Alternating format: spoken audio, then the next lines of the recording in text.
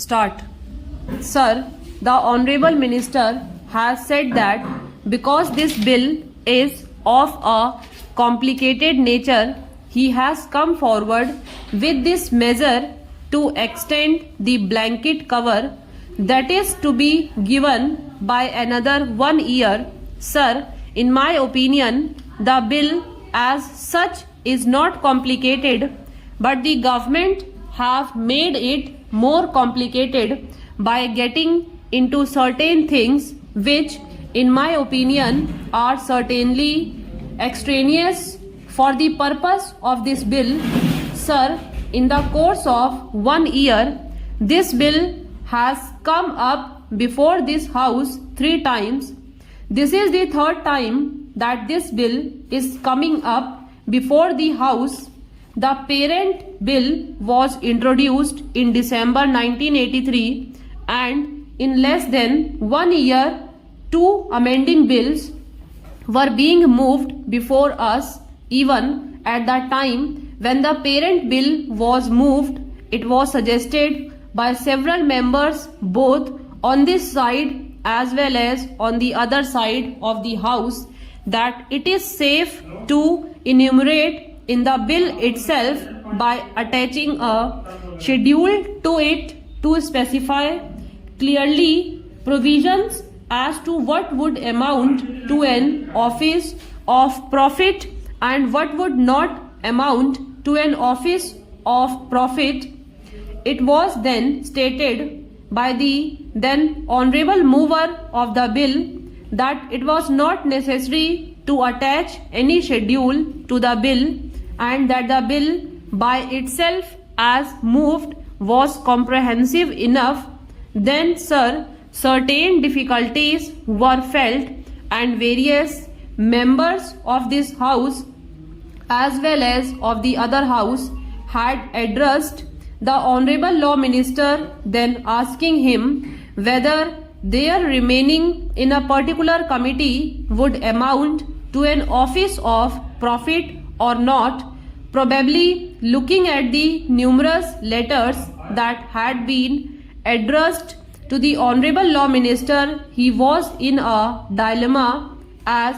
to what to do. He had come forward with an amending bill to extend the life till the end of December 1984. A committee was constituted to advise the Honorable Law Minister as to which offices would amount to offices of profit and which offices would not amount to offices of profit. Sir, I am told by 1 or 2 members who had served in that advisory committee that only once, only during this session, they were summoned to meet. I would ask the Honorable Minister, sir, this question when it was such an important measure that was the ministry doing from April 1984 till December 1984, accepting to come forward before the House with another amending bill of this nature. Originally, sir, only 4 months' time was asked for when the parent bill was moved, and it was stated that within that period of 4 months they would come forward with an comprehensive legislation. Then again they come forward with another amending bill extending the period till December 1984. Now between April and December nothing has happened excepting that the advisory committee has been constituted and it met once only just to recommend for extending the period by another 1 year. Sir, nobody in both the houses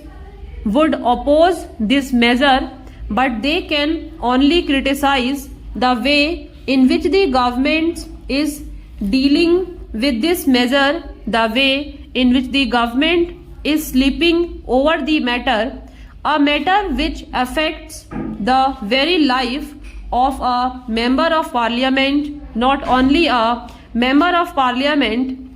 but also a member of the state legislature. As the Honorable the Law Minister has pointed out, Article 102 of our Constitution does not define what is an office of profit except to say that a ministership or a deputy ministership or even a parliamentary secretaryship, and by a later amendment even a whip of the Congress party would not amount to an office of profit. Only a few instances are specified as to which offices would not amount to an office of profit. Then, sir, complications had arisen even when the original bill moved introducing statutory committees and advisory committees. What a statutory committee was or what an advisory committee was not at all defined in the parent bill, so doubts had arisen in the minds of various members as to what would amount to a statutory committee or what would amount to an advisory committee, or even whether a vice chancellorship of a university to which are attached certain privileges like the appointment of so many persons and all that was defined as not an office of profit, and the Honorable the Law Minister was not able to say what office would amount to an office of profit, what would amount to a statutory committee, or what would amount to an advisory committee. Sir, I have only to point out that an important measure such as this, which affects the very existence of the members of parliament, should have been given a very high priority in the matter of legislation. On the contrary, not much attention was given to this. The committee met only once, and even then nothing seems to have happened in that committee. Sir, before the matter goes to a court of law for the judges and for the lawyers to interpret what would amount to an office of profit,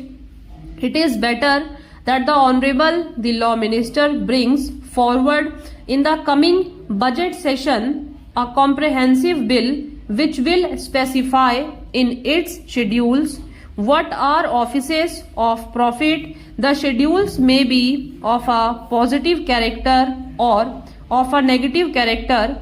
The schedules might say that the holders of such and such offices would not be disqualified from being members of parliament or members of state legislatures, or the schedules might say in a negative way that such and such offices are offices of profit, so that the members of parliament and members of the state legislatures would know whether to accept an office and whether they would be disqualified by accepting a certain office.